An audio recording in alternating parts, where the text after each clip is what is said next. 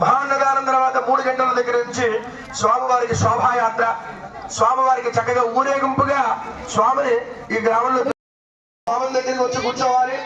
అందరికి సహకరించాలి. హోమం చుట్టూ కాకుండా పక్క కింద నలుగురు కూర్చుంటే నలుగురికి వేయాలి. హోమంలో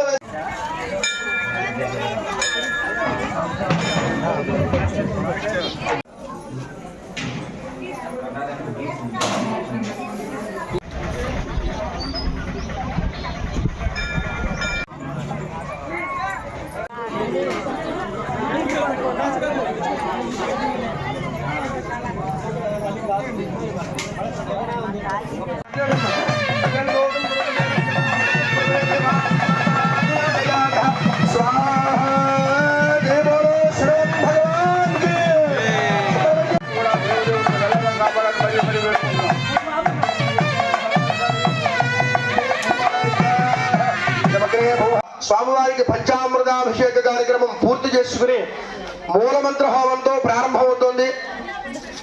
ఎవరైనా కూర్చున్నటువంటి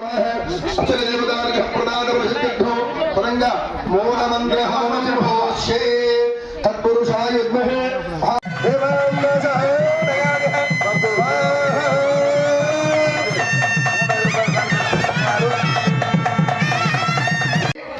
చెప్పినప్పుడు వేద్రి గాని ఓం భూ స్వాహ అగ్రగేదం నమః భవ స్వాహ వాజవే నమః స్వాహ. అమ్మ ఆగండి, అప్పుడే కాదు. ఇదగ్గం